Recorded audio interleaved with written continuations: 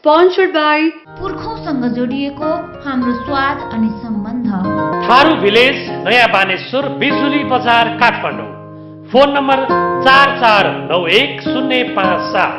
City Express Money Transfer, supported by Apex Development Bank, Reliable Development Bank, powered by Luke Oil Lubricants.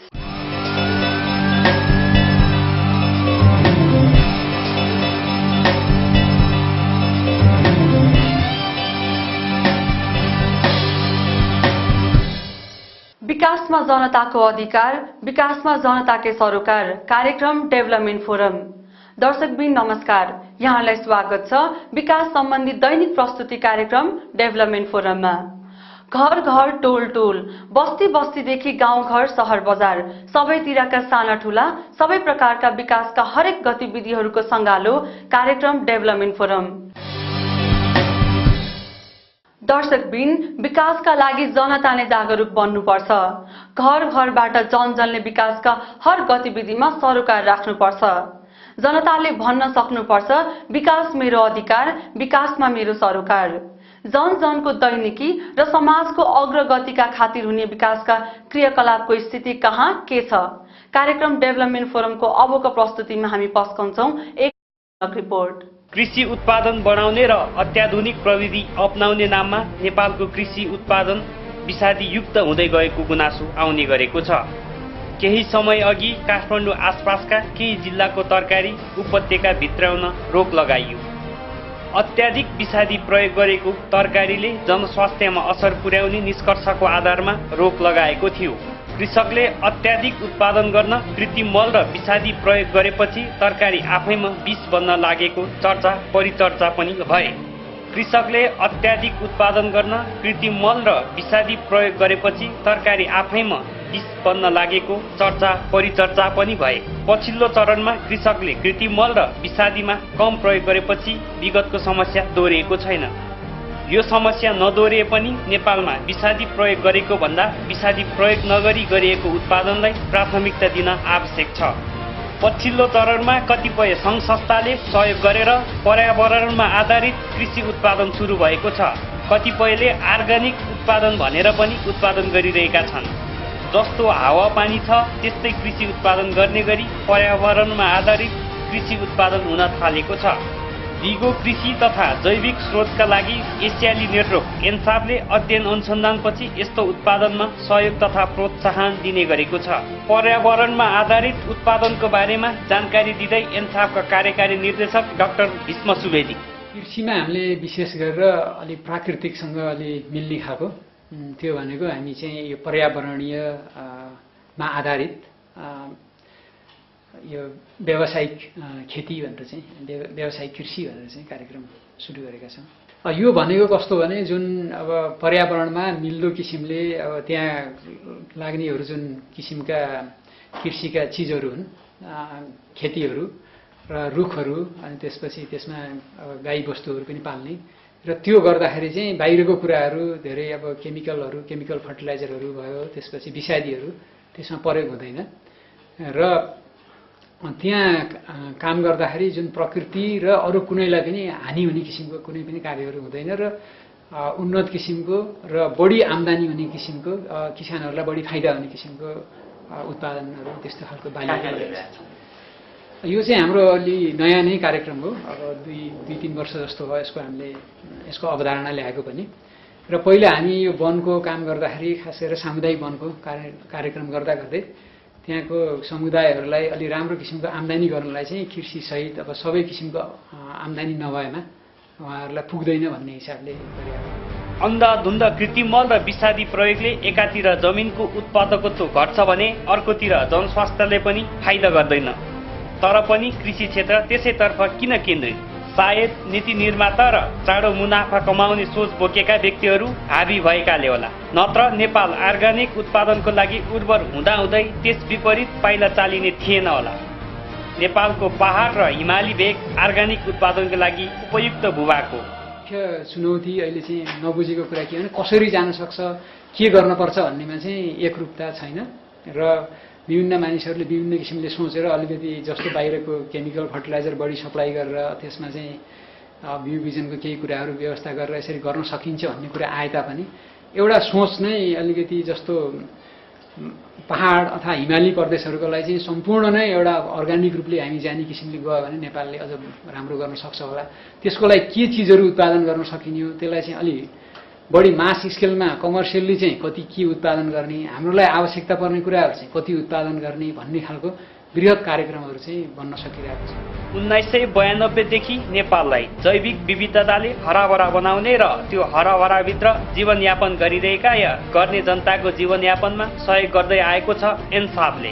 करिब 100 कर्मचारी आबद्ध एन्साबले यो 2 दशकमा धेरै जनताको अनुहारमा खुसियाली ल्याउन सफल भएको छ।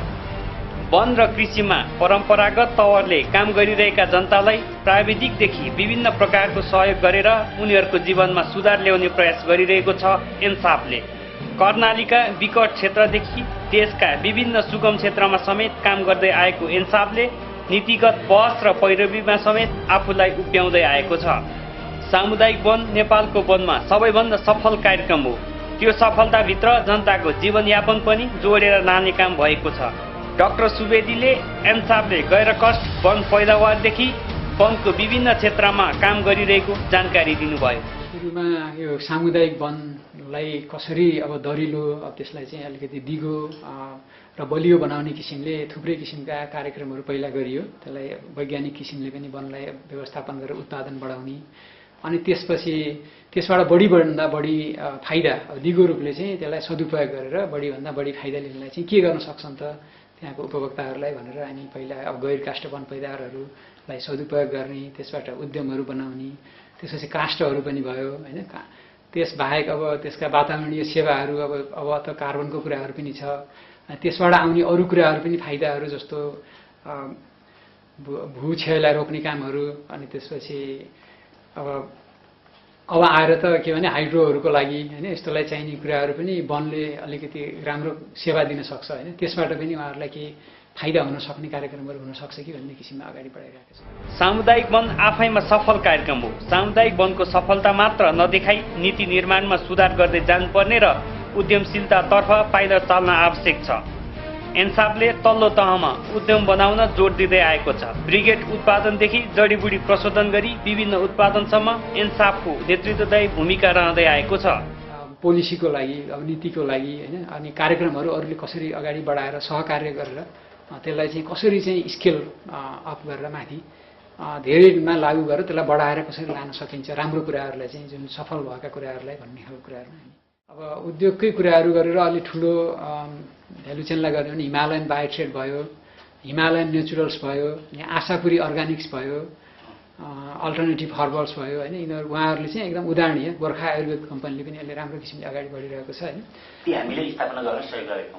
गोर्खा आयुर्वेद चाहिँ पहिलेदेखि नै हो होइन, अरू चाहिँ हामीले सहयोग गरेर अथवा हाम्रै उसबाट चाहिँ अगाडि बढिरहेको। नेपालको कृषि र वनको क्षेत्रमा फरक पहिचान बनाएको छ एन्साबले। निजी क्षेत्रबाट गरिएको यो प्रयास सराहनीय छ। दूर दराजका जनतादेखि सहर आसपाससम्मका जनतालाई उद्यमशील बनाउन सरकारी र निजी क्षेत्रले काम गर्दै गएमा सफलता नहुने विषय नै के रहला, होइन र? कार्यक्रम डेभलपमेन्ट फोरमको श्रृङ्खला जारी छ। हामी थप प्रसङ्गहरू जोडिनेछौँ यो छोटो विश्रामपछि।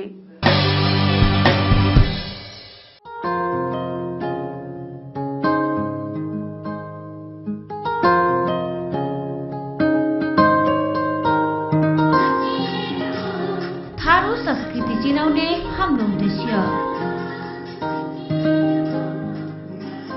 पारिवारिक वातावरणमा स्वादिष्ट परिकार,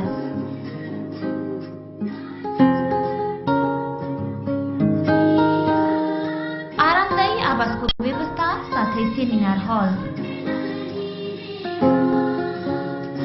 पुर्खौँसँग जोडिएको हाम्रो स्वाद अनि सम्बन्ध,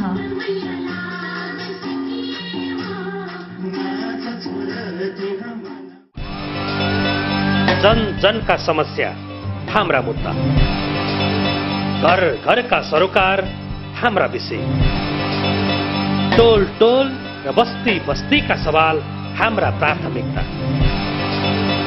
अर्थतन्त्र पूर्वाधार र विकासका लागि एउटा फरक मञ्च। कार्यक्रम डेभलपमेन्ट फोरम। Sponsored by पुर्खौँसँग जोडिएको हाम्रो स्वाद अनि सम्बन्ध। थारू भिलेज, नयाँ बानेश्वर, बिजुली बजार, Kathmandu. Phone number 44910557। City Express Money Transfer, supported by Apex Development Bank, Reliable Development Bank, powered by Luke Oil Lubricants. राष्ट्रिय तथा अन्तर्राष्ट्रिय वायु सेवाको टिकटिङका लागि सधैँ सम्झनुहोस् Sumire tour and travel, Thamel, Kathmandu, Pokhara, Chitwan, Lumbini, दार्जिलिङको टुर भेहिकल हायरिङ सुपथ मूल्यमा, राफ्टिङ, प्याराग्लाइडिङ र होटल बुकिङ पनि। ट्राभलिङ क्षेत्रको व्यावसायिक पहिचान सुमिरे टुर एन्ड ट्राभल। युरोपका विभिन्न सहर, USA, Canada, Australia, Japan, Doha, Dubai, Bangkok लगायत नेपालका विभिन्न स्थानको सस्तो हवाई टिकटिङ र विभिन्न टुर प्याकेजको लागि सधैँ सम्झनुहोस् स्पिडी ट्राभल।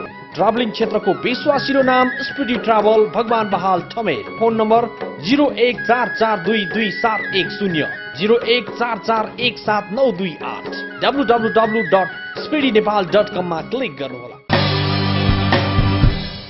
दर्शकहरू, विश्रामपछि पुनः स्वागत छ कार्यक्रम डेभलपमेन्ट फोरमको यो नयाँ श्रृङ्खलामा। जनजनले भनौं विकास मेरो अधिकार, विकासमा मेरो सरोकार।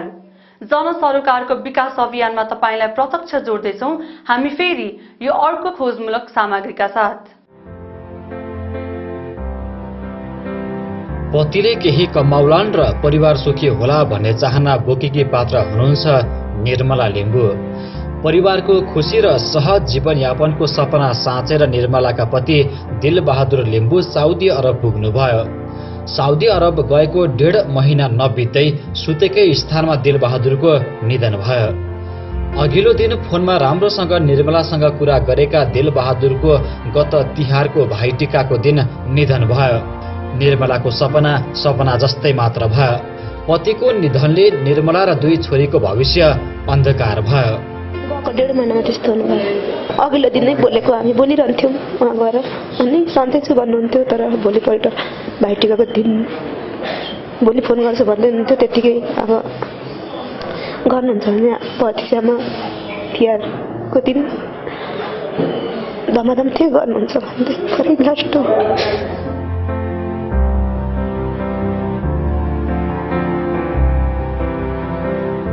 वैदेशिक रोजगार प्रवर्धन बोर्डमा विदेशमा मृत्यु हुने श्रमिकले पाउने राहत लिन आइपुग्नु भएकी निर्मला एउटा प्रतिनिधि मात्र हुनुहुन्छ जो श्रीमान विदेश गएर कमाउलान् र थोरै भए पनि खुशी र सुखी जीवन जिउँछु भन्ने आशामा हुनुहुन्थ्यो। तर विदेशी भूमिमा मृत्युवरण गरेपछि निर्मलाले श्रीमानको शव देख्न मात्र पनि 1.5 महिना कुर्नु पर्यो। श्रीमानको कमाईको त के कुरा, निर्मला जस्तै धेरै नेपाली आफ्नो जीवन साथीको मृत्युको पीडा भोग्न बाध्य छन्। चालु आर्थिक वर्षको पुससम्ममा 461 नेपालीले विदेशमा विभिन्न दुर्घटनामा परि मृत्युवरण गरिसकेका छन्। अर्थात् 461 परिवारले सहारा गुमाएका छन्। विदेशी भूमिमा पसिना बगाउँदै मृत्यु हुने कारणमा प्राकृतिक र कार्यस्थलमा हुने दुर्घटना लगायतका छन्। मृत्यु हुने कारणहरू धेरै छन्। जस्तो एउटा प्राकृतिक कारण, एउटा कार्यस्थलमा समस्याहरू उत्पन्न हुँदाखेरि हुने कारण भनेर हामीले 2 रूपमा हेर्ने गर्छौँ। कार्यस्थलमा काम गर्दाको स्थितिमा कामकै क्रममा विभिन्न समस्याहरू उत्पन्न भएर कामदारको मृत्यु हुन पनि सक्छ। अरू मृत्यु भनेको उसको चाहिँ हृदयघात भएर, अब यो नशाहरूमा समस्या उत्पन्न भएर, रक्त सञ्चार अवरुद्ध भएर, अनि त्यसपछि अब सडक दुर्घटना भएर, अथवा कतिपय अवस्थामा आफैले पनि सुसाइड गरेका केसहरू पनि, आत्महत्या गरेका केसहरू पनि छन्। स्वदेशमा अवसर छैन, विदेशमा नेपाली श्रमिकको माग बढ्दो छ। मुलुकको आर्थिक अवस्था धान्न महत्त्वपूर्ण भूमिका निर्वाह गरेको रेमिट्यान्स भित्र्याउने श्रमिकहरूमा दैनिक 3 भन्दा बढीको मृत्यु हुने गरेको छ। विदेशी मुलुकमा काम गर्नु कसैका लागि सजिलो छैन, तर परिवार पाल्नका लागि खाडी विदेशिन बाध्य छन् पाखुरा बलियो भएका नेपालीहरू। वैदेशिक रोजगार कसैको लागि रहर छ भने कसैका लागि बाध्यता बनेको छ। दैनिक 1600 देखि 1800 युवा विदेशी मुलुकमा पसिना बगाउन नेपाल छोड्ने गरेका छन्। अब अहिले तथ्याङ्कले देखाए अनुसार त कामदार बढी भएको मुलुक पनि मलेसिया हो र मलेसियामै बढी मात्रामा कामदारको मृत्यु भएको देखिन्छ। त्यसपछि साउदी अरबमा बढी कामदारहरू छन् मृत्यु भएको देखिन्छ। अनि कतारमा यी धेरै कामदारहरू भएकै मुलुकमा धेरै कामदारको मृत्यु भएको स्थिति छ र अरू अलपत्र पर्ने कामदारहरूको अवस्था पनि यी मुलुकहरूमा नै बढी छ। विदेशी भूमिमा पसिना बगाउन गएका नेपालीले धेरै सपना देखेर विदेशी माटोमा पाइला टेकेका हुन्छन्। दलालदेखि म्यानपावर र अधिकारीहरूको ठगीबाट बच्दै र पढ्दै विदेश पुगेका नेपालीको मृत्यु भएमा परिवारले भोग्ने शास्ति कम छैन। जीवनको सहारा त गुम्यो नै, त्यो भन्दा बढी पीडा भोग्नुपर्छ। आफन्तको शव नेपाल ल्याउन, शव ल्याउन मात्र 2 हप्तादेखि 3 महिनासम्म लाग्ने गर्दछ। अब यो मुलुक पिच्छे र अवस्था पिच्छे फरक छ। कतिपय कुराहरू कस्तो हुन्छ भने घटना घटेको लगत्तै 10-15 दिनमा नै नेपालमा शव आइपुग्ने स्थिति छ र कतिपय अवस्थामा त्यस्तो हामीले सोचे जस्तो हुँदैन, लामो समय पनि लाग्छ। त्यसका विविध कारणहरू छन्। एउटा त सामान्य खालको मृत्यु हो, कुनै कानुनी जटिलताहरू छैनन्, त्यो रोजगारदाता कम्पनी अलि बढी नै उत्तरदायी छ भने अलि छिटो गरिकन शव नेपाल आएको स्थिति छ। 12-15 दिनसम्ममा मृत्यु भएको 12-15 दिनसम्ममा शव नेपाल आउँछ। जस्तो कतिपय मुलुकहरूको त्यहाँ कानुनी अवस्था पनि अलिकति अप्ठ्यारो खालको पनि छ र कुनै कामदार कुनै विशेष अवस्थामा मृत्यु भएको छ भने त्यो कारणले गर्दाखेरि पनि लामो हुन्छ। कातिको 8 गते त्यस्तो हुनुभएको, मङ्सिर पुसको 17 गते मात्र आइसक्यो। अब 2 महिना लाग्यो त्यहाँबाट लास ल्याउन। 13 दिनको दिनमा आयो भन्ने जस्तो लाग्छ मलाई। विदेशमा काम गर्न सजिलो छैन, धेरैको अङ्ग भङ्ग र मृत्यु हुने गरेको छ। दलाल र म्यान पावरले एउटा काम भनेर लाने तर अर्को काममा लगाउने गरेका कारण पनि गरिब नेपालीले मृत्युवरण गर्नु परिरहेको छ। विदेशी भूमिमा मृत्युवरण गर्न बाध्य नेपाली श्रमिकको परिवारलाई सरकारले राहत दिने गरेको छ। सरकारले वैदेशिक रोजगार प्रवर्धन बोर्डले मृतकको परिवारलाई प्रति परिवार 3 लाख रुपियाँ र अङ्ग भङ्ग भएकाको हकमा प्रति व्यक्ति 3 लाख रुपियाँसम्म उपचार खर्च दिने गरेको छ। बिमा गरेर विदेश जानेहरूले थप रकम पनि पाउनेछन्। वैदेशिक रोजगार कल्याणकारी कोषको नियम अनुसार पहिला 1,50,000 मृतक कामदारको परिवारलाई दिने गरेको त्यो कोषबाट अहिले असोज 30 गतिबाट यो 100% वृद्धि गरेर 3 लाख पुर्याइएको अवस्था छ। बिमा कम्पनीहरूले तोकिए अनुसारको वैदेशिक रोजगार ऐनमा उल्लेख भए अनुसारको बिमा गराएर मात्रै जान पाउने स्थिति हुन्छ। ती बिमा कम्पनीहरूले पनि मृतक कामदारको परिवारलाई आर्थिक सहायता उपलब्ध गराउँछ। त्यो करिब जम्मा जम्मी गर्दाखेरि 6.5 लाख रुपियाँ जति हुन्छ त्यो, र यताको 3 लाख रुपियाँ गरेर कामदारको आफन्तले मृतक कामदारको आफन्तले 9.5 लाख रुपियाँ जति। सरकारले राहतको व्यवस्था गरेर पीडित परिवारको घाउमा मलहम लाउने व्यवस्था त गरेको छ, तर श्रम स्वीकृति नलिई गएका नेपालीको मृत्यु भएमा भने त्यो सुविधाबाट वञ्चित हुनुपर्नेछ। सरकारले दिने राहत प्राप्त गर्नको लागि गरिएको कानुनी प्रावधानको कारण पीडित परिवारले राहत पाउन निकै मेहनत गर्नुपर्ने अवस्था छ। राहत पाउन अपनाउनु पर्ने कानुनी प्रावधानबारे पुनः कार्यकारी निर्देशक काफ्रे जुन मुलुकमा गएको त्यो मुलुकमा जाँदाखेरि उसले लिएको जुन श्रम स्वीकृति हो त्यो श्रम स्वीकृति चाहियो, राहदानी चाहियो, उनीहरूले विशासहितको राहदानी चाहियो। त्यहाँबाट प्रमाणित मृत्यु भएको प्रमाणित हुने खालको हाम्रो दूतावासले लेखेको त्यहाँको सरकारले इस्यु गरेको डकुमेन्ट चाहिँ चाहियो, जसले गर्दा ऊ यहाँ नेपाल ल्याएको उसको सब यहाँ नेपाल ल्याएको कुरा देखिने भयो। त्यसपछि अब नेपालको कानुनअनुसारको मृत्यु दर्ता गरेको प्रमाणपत्र चाहियो। जुन व्यक्तिले पैसा पाउनको लागि दाबी गरेको छ उसको नागरिकता चाहियो। त्यो मृतकसित नाता के हो त्यो नाता प्रमाणित भएको स्थिति चाहिँ हुनु पर्यो र सिफारिस भएको हुनु पर्यो। यति भएपछि हामीले आर्थिक सहायता उपलब्ध गराउँछौँ। परिवारको सहारा गुमेपछि पाएको राहतले बालबच्चालाई पढाउने र परिवारलाई केही राहत हुने निश्चित छ। बोर्डबाट 3 दियो होइन, त्यहाँबाट यो बिमाबाट चाहिँ 7 नै भनौँ 6,59 दिएको छ। अनि खर्चै लाउनु पर्छ होला अलिकति। अब उहाँ बितिसक्नु भयो, 2टा छोरीहरू छ, मसिनै छ। छोरीहरूलाई पाल्नु पर्यो, हुर्काउनु पर्यो, पढाउनु पर्यो। सरकारले राहत दिएर पीडित परिवारलाई थोरै भए पनि सहजता त दिएको छ, तर सरकारले यस्ता दुर्घटना हुन नदिन र कार्यस्थलमा मृत्युवरण गर्न बाध्य नहुने गरी कुनै तालिम या पूर्व तयारी भने गर्न सकेको छैन। गाउँ गाउँमा पुगेका मेन पावरका एजेन्टहरूले बढी रकम असुल्न झुटा आश्वासन दिएर विदेश पठाइरहेका छन्। त्यो नियन्त्रण गर्न र विदेशी नै युवा युवती ठगिएनन् भन्ने दिन कहिले आउने हो खै? सरकारले यसतर्फ ध्यान दिनु पर्दैन र?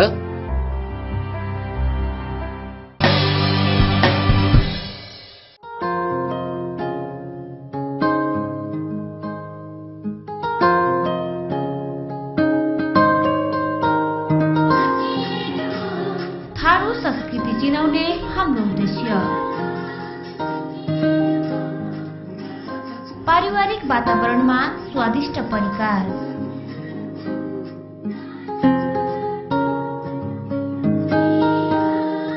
आरामदायी आवासको व्यवस्था साथै सेमिनार हल,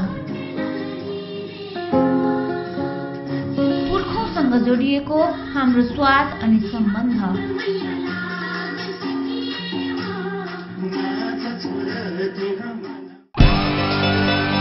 कुरा कामका, परिवर्तन, सुधार र उन्नतिका, सवाल अर्थतन्त्र, पूर्वाधार र विकासका, सम्पूर्ण सामाजिक तबकाका, बहस हर विषय, सन्दर्भ र प्रसङ्गका कार्यक्रम development forum.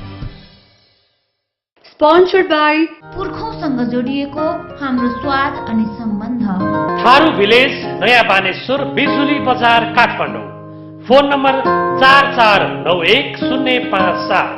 City Express Money Transfer, supported by Apex Development Bank, Reliable Development Bank, powered by Luke Oil Lubricants. युरोपका विभिन्न सहर, USA, Canada, Australia, Japan, Doha, Dubai, Bangkok लगायत नेपालका विभिन्न स्थानको सस्तो हवाई टिकटिङ र विभिन्न टुर प्याकेजको लागि सधैँ सम्झिनुहोस् स्पिडी ट्राभल। ट्राभलिङ क्षेत्रको विश्वासिलो नाम स्पिडी ट्राभल, भगवान बहाल ठमेल। फोन नम्बर 0144227110, 0144179228, www.speedynepal.com मा क्लिक गर्नुहोला। राष्ट्रिय तथा अन्तर्राष्ट्रिय वायु सेवाको टिकटिङका लागि सधैँ सम्झनुहोस् Sumire tour and travel, Thamel, Kathmandu. Pokhara, Chitwan, Lumbini, दार्जिलिङको टुर भेहिकल हायरिङ सुपथ मूल्यमा, राफ्टिङ, प्याराग्लाइडिङ र होटल बुकिङ पनि। ट्राभलिङ क्षेत्रको व्यावसायिक पहिचान Sumire tour and travel.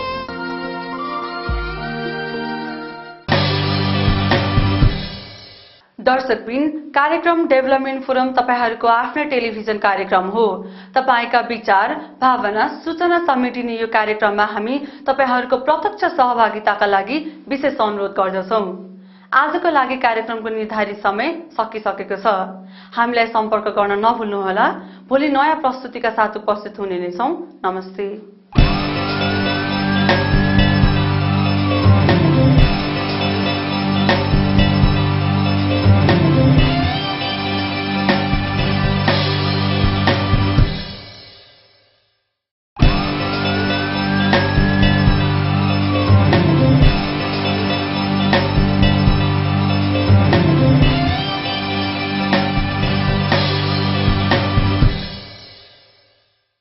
Sponsored by पुर्खौँसँग जोडिएको हाम्रो स्वाद अनि सम्बन्ध, थारू भिलेज, नयाँ बानेश्वर, बिजुली बजार, Kathmandu. Phone number 44910557। City Express Money Transfer, supported by Apex Development Bank, Reliable Development Bank, powered by Luke Oil Lubricants.